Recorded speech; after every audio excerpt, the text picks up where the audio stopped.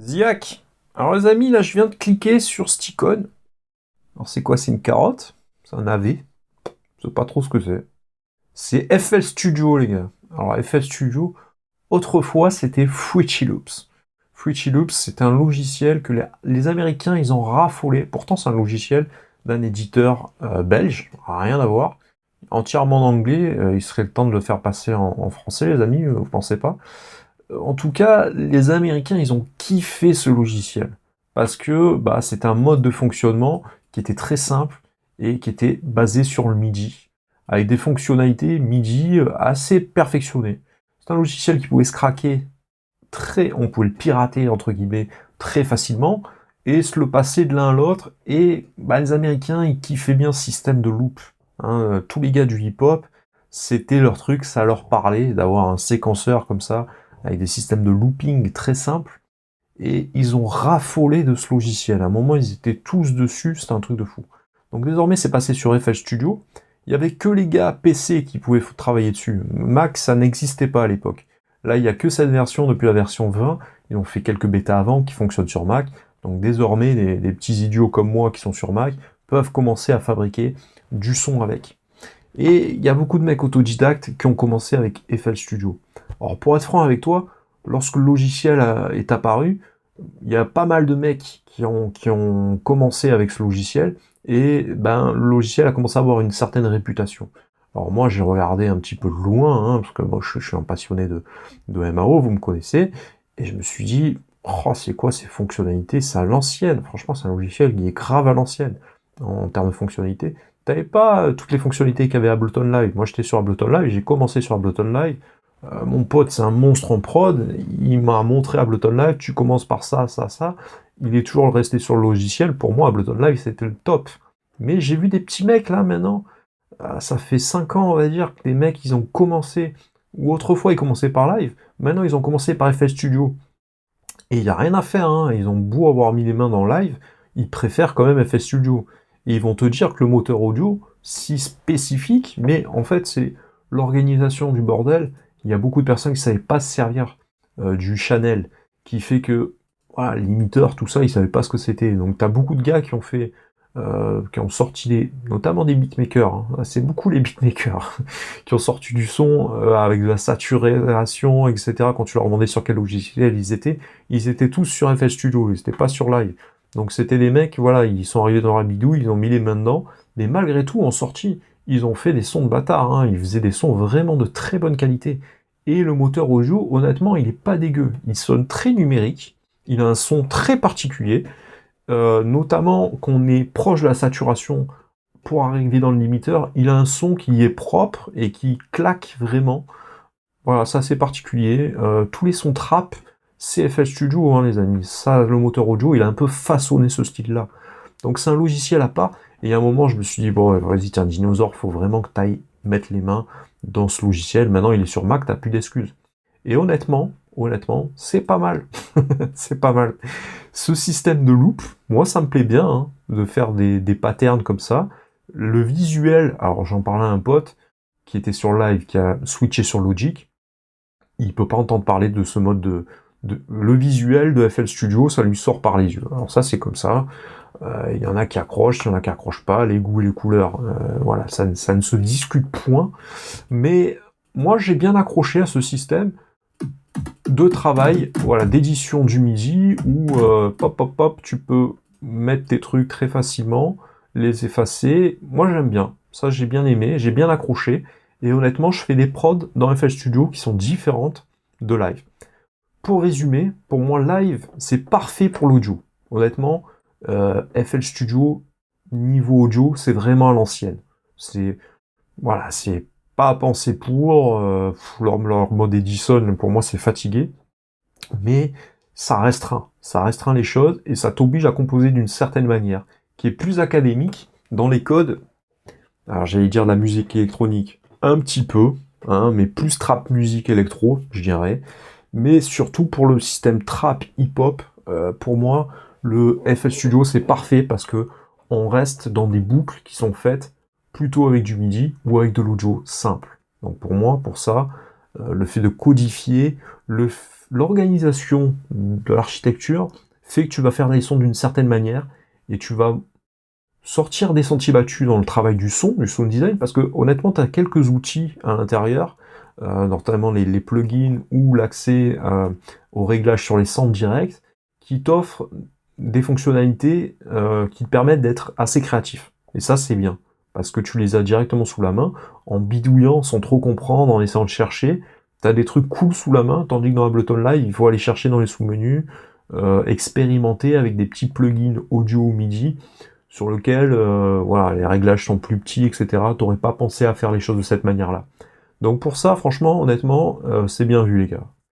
Après, voilà, le fait que ça restreigne, ça te permet de faire des sons d'une certaine manière, ça te codifie un petit peu plus comme les autres. Tu vas pousser un peu plus loin le sound design de certains sons, mais tu vas un peu sonner un peu plus comme les autres, puisque bah voilà, c'est assez dur de sortir de la coquille entre guillemets. Donc ça a des avantages et ça a des inconvénients. L'avantage, c'est que bah, on te dit que pour reproduire des sons qui sont assez pros, il faut aller t'inspirer ou regarder ce qui se fait actuellement. Donc de ce fait, bah tu sortiras des sons qui seront plus dans la tendance. Et l'inconvénient, c'est que du coup, bah tu auras du mal à sortir un peu du lot, parce que ta prod elle va sonner pas comme tout le monde, mais voilà, ça sera ouais, tu vas sortir des prods un peu genre FL Studio, tu vas pas sortir des trucs ultra novateurs, tu vas pas créer un nouveau style de musique avec, hein. Encore que tout est possible, ça reste un séquenceur. Donc FL Studio, honnêtement, moi j'ai validé dans le sens où c'est un logiciel qui est quand même très facile à prendre en main, hein, qui a un mode avec leur système de pattern maintenant comme ça qui se rajoute, et le fait que tu fais ta pattern là, et très facilement elle va se glisser à l'intérieur de la playlist, tu la chopes ici, et là tu fais ton édition, bah là j'ai reconnu certains points communs avec Ableton Live, mais avec un système de visualisation un peu différent. Ce que je trouve bien moi par rapport à Ableton Live, ils sont tellement simplifiés le processus, et entre guillemets il est tellement bien pensé à mes yeux, c'est relatif, que pour moi j'ai une idée en tête, en 3 secondes j'arrive à la coucher. Tandis que dans FL Studio, c'est un peu plus compliqué de faire la même chose. Qui fait que bah, je vais être un peu moins expérimental, comme je vous le disais tout à l'heure, mais c'est pas plus mal. C'est pas plus mal, ça m'a un peu resserré, et ça m'a un peu recadré. Donc en fait, dans FL Studio, je vais plus avoir tendance à essayer... En fait, si vous voulez, avec Live, en 3 secondes, je vais faire une boucle qui sera le reflet de ce que j'ai en tête. Mais il se trouve que moi, j'ai des idées en tête un peu toutes les 3 secondes, qui fait que parfois, j'avance dans des directions qui sont pas forcément les bonnes, et je me rends compte un peu plus tard, pris dans mon élan. Ça, c'est Ableton Live. Parce qu'en 3 secondes, ouais, je vais aller très loin, et je suis allé tellement loin que, au final, qu'est-ce que je suis en train de faire là? C'est quoi ça? C'est quel style, ça ressemble à quoi? C'est qu'est-ce que je peux faire? Comment je peux exploiter ce truc-là? C'est trop expérimental. C'est trop du génie pur, entre guillemets. C'est trop foufou. Tandis que dans FL Studio, on travaille des boucles. Et tant que ta boucle n'est pas prête, tant que t'es pas satisfait de ta boucle, tu vas pas trop avancer, ou sinon tu changes de boucle, hein, mais c'est toujours le même concept. Il faut que tu aies des belles boucles faites avec l'essentiel. Donc par rapport à ça, moi j'aime bien FL Studio, parce que du coup, je soigne un peu plus mes boucles. Et en 3 secondes, avec Ableton, j'ai déjà fait 6 boucles. donc ça me demande plus d'efforts dans Live pour cadrer mon cerveau. Tandis que dans FL Studio, naturellement, il est plus cadré. C'est plus traditionnel, tu vois, c'est un peu plus simple, hein, voilà. C'est-à-dire que là, t'es en mode... tu le vois bien avec Max for Life, hein, c'est une extension qui est très compliquée, qui te permet de contrôler, je sais pas moi, tu pourrais presque relier ta cafetière en numérique et en cliquant sur un bouton déclencher ton café avec Ableton Live, tandis que dans FL Studio pas du tout. Là t'oublies ça, hein. Là on fait des cases, on embrique des cases qui font des loops, et au fur et à mesure en imbriquant ces patterns de loop, bah tu composes un morceau. Donc la philosophie c'est pas la même, hein. Là t'es plus à l'américaine, là c'est voilà, tu restes dans les clous et t'essaies de performer en restant dans les clous. Là c'est l'autre, c'est plus allemand l'autre, hein, c'est plus voilà, c'est plus fou, tu vois. Donc ça n'a rien à voir. FL Studio, il coûte moins cher aussi, il est assez accessible, il y a une version démo de base qui ne permet pas de sauvegarder, faut pas, vas-y, abuse pas non plus. Il se craque assez facilement, voilà, on va dire FL Studio. Honnêtement, c'est un bon logiciel, hein. Le travail des automations est un peu particulier, mais il est bien fait, il est assez simple. Alors moi j'ai plus du mal avec le côté des patterns, une fois que tu crées ta pattern, si tu la fous là et là par exemple, bah, dès que tu fais une modification dans ta pattern ici, elle va se répercuter également à droite, tu vois, là ça reproduit un peu la même chose. Pour moi c'était pas logique ça, c'était vraiment pas logique, c'est-à-dire pour moi dans Live quand tu crées un clip qui est une pattern mais voilà qui est un clip à droite, lorsque tu cliquais pour recréer un clip, bah ça crée un clip. Mais quand tu faisais une modification à droite, vu que c'est un nouveau clip, bah ça n'allait pas se répercuter forcément à gauche. Pas logique. Mais bah voilà, c'est le système qui est plus codifié, qui est plus codifié dans FL Studio. C'est une philosophie à part, hein. Ça se compare pas, hein. Je suis encore un peu formaté à Ableton Live peut-être. Mais honnêtement, je me suis ouvert l'esprit, je me suis remis en question. Et moi je trouve ça bien d'avoir deux logiciels, puisque quand tu prends tes habitudes sur un logiciel, parfois ça te fait du bien de sortir un petit peu de tes habitudes, hein, de ta manière de réfléchir, dans un logiciel qui n'a rien à voir. Ça te permet de te remettre en question et de faire la musique différemment. Parfois on a besoin d'un nouveau départ comme ça. Donc voilà, j'ai creusé FL Studio. Honnêtement, j'ai fait des prods qui étaient assez cool. Je vais essayer de vous montrer ce que ça représente une prod finie. C'est un peu le bordel, donc c'est pour ça que ça demande une organisation, hein. Je trouve qu'Ableton Live est un peu plus visuel, parce qu'on peut dézoomer à volonté et avoir une vision d'ensemble. Dans FL, il faut une petite organisation. Donc pour ça, il faut te former, c'est important. Même si c'est un logiciel pour moi d'autodidacte, un peu comme Live, hein, tu peux trouver tes repères très facilement. C'est pas Pro Tools, hein, tu vois, c'est pas ou Cubase, c'est pas des logiciels qui sont très compliqués. C'est des logiciels accessibles. Voilà, si tu veux faire des trucs un peu structurés, qui sonnent un peu pro, par contre, il vaut mieux te former un petit peu. Alors, tu as quelques tutos sur Internet.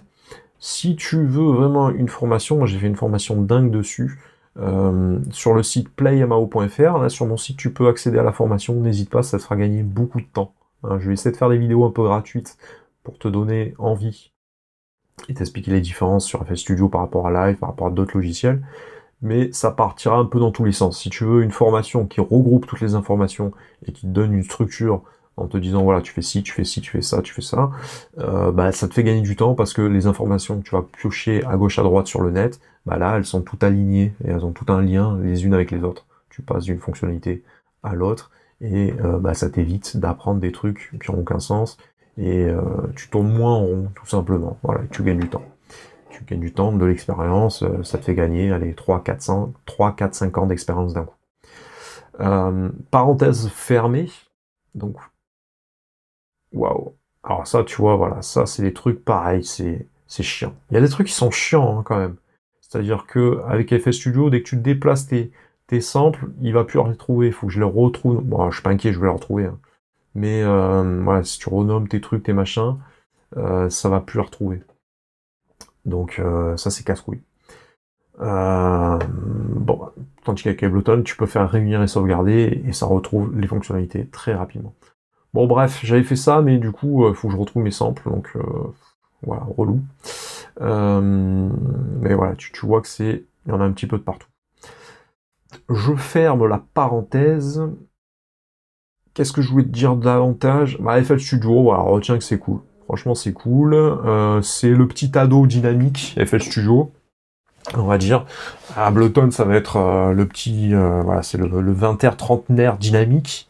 Hein, FL Studio, c'est l'adolescent un peu foufou, qui a 16-17 ans, hein, qui a toute sa folie. Pro Tools, c'est le quinca, c'est le mec, bah, même pas, hein, c'est le mec de 60 ans, tu vois, il a réussi sa vie, il est têtu, voilà, il sait que les choses c'est comme ça, il veut pas procéder autrement. Logic, c'est le quinca qui fait sa petite crise d'adolescent. Non, comment dire, la crise de la quarantaine, là, il vient de s'acheter un petit cabriolet. Hein, voilà, il a plus beaucoup de cheveux, mais il s'est remis à la muscu. Voilà, c'est des petites analogies. Je te compare un petit peu des logiciels comme ça, et c'est ça qui est sympa. Si jamais tu veux aller plus loin et creuser ces logiciels dans le détail, que ça soit Logic, FL, machin truc, tu cliques sur le premier lien en description de cette vidéo, ça va te permettre de recevoir un accès VIP pour les personnes qui veulent aller plus loin, pour les plus motivés d'entre vous, qui veulent vraiment progresser en MAO. On n'est pas là juste pour s'éclater sur une vidéo, on veut aller plus loin, on veut devenir pro. Et ben, tu cliques, tu rentres ton mail, avec ce mail, tu vas recevoir tous les jours une vidéo privée, structurée, qui va te permettre d'apprendre quelque chose de précis, ou un mail, tu vas soit recevoir des vidéos, soit des mails qui vont te permettre d'avoir des conseils, d'avoir du contenu top secret, des choses que je peux pas trop partager à tout le monde. Donc ça, c'est limité uniquement pour les plus motivés.